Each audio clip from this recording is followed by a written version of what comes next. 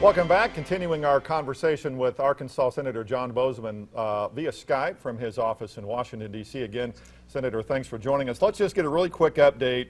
I know there's probably not a lot to talk about with this, but just give us an update on what's happening with the 188th Fighter Wing in Fort Smith. Well, as you know, there was some language put in the defense authorization bills that will delay this and actually put it on hold until much more study is done. So right now we're in pretty good shape.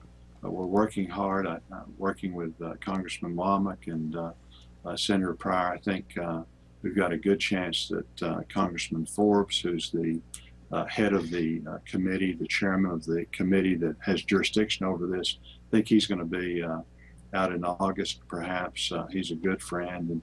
And, you know, the good thing about the 188th is we have such a great story to tell. And so we're continuing to do that, continuing to, during this lull, continuing to make sure that people understand that it's not only important for the area, we all understand that, but it truly is important for America. Senator, another issue that's been on the mind, especially in the Fort Smith area, is the Arkansas River. Just a few days ago, there was an agreement between the Regional Intermodal Transportation Authority and the Corps of Engineers to study some port options in this area. But we're also seeing trouble with the Corps. I mean, they don't have the money to deepen the channel, but we're spending money on new ports. Tell me, what are your thoughts on the Corps of Engineers of the river and how we best use the limited resources? Is it to deepen the channel? Is it ports? Where do we go? No, I think this is a great step in the right direction. I'm so proud of the region. You know, we've talked about the importance of regionalism and how in the old days, you know, a community could go out and do this or that. Now we're seeing, you know, the Fort Smith, Van Buren, you know, that whole region is working together so well. And as a result, you know, we're moving forward with this rapidly. I believe very strongly that the ports are real important. What we've got to do is get more people using the river. We've got tremendous capacity, and again, in producing the ports, getting it such that we've got more individuals using the river, then that will allow us to get more investment. Had a lot of investment in the past. We want to continue that, but it does require you know, more people using it. The other thing that's so important about the port is we talk a lot about jobs, and we should. What it does is it gives us the potential for industries moving that need this sort of traffic, you know, to have easy access. The other thing is it protects the jobs that we've got there now, the industry that, you know, uses these types of things currently. So it's a great story to tell, and again, I just congratulate the people of the area for working together. Is there a time frame on this? I mean, how is this something that this needs to be done now, or is it if we don't do something now, it could be lost? No, you know, the time frame is such. You go forward with the study. The Corps, you know, determines which is the best site, you know, and then you go forward with the environmental thing. So no, we're well underway, and this is a real step in the right direction. As far as deepening the channel, I'm with that 100%. Working with Senator Inhofe, Senator Pryor, and you know, really the rest of the Arkansas delegation to try and get that done because it affects the whole state. So that's just something else that we've got to continue to work with. The Corps of Engineers has had pretty limited resources because we've had these unusual weather patterns the last few years, tremendous flooding. The system held up pretty well, but there was a lot of damage. And so, you know, you have to spend money to repair that.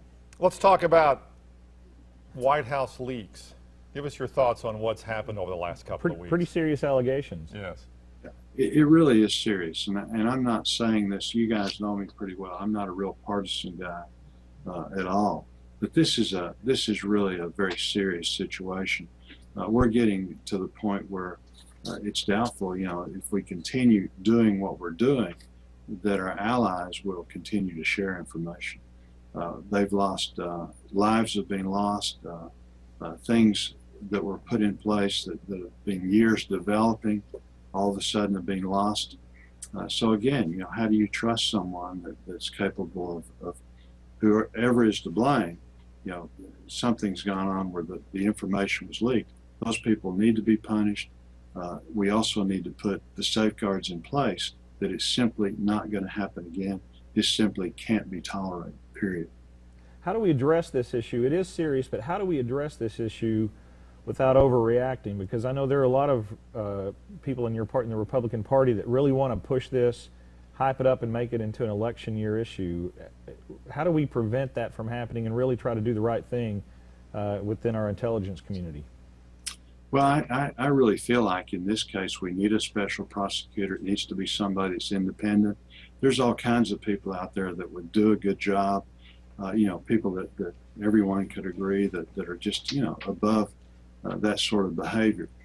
And it really is serious. To the point that, you know, Senator Feinstein, many Democrats have come out, Republicans have come out. So far, this has been a pretty bipartisan effort to say, we've got to figure out what's going on. This has got to end. That it's certainly not in the best interest of our country, and it really does threaten the credibility that we have worldwide. It only took us 2.5 months to get the senator to come on CityWire, and we're so glad you did finally this time. The next time, though, you got to be here with us on the couch so we can talk with you.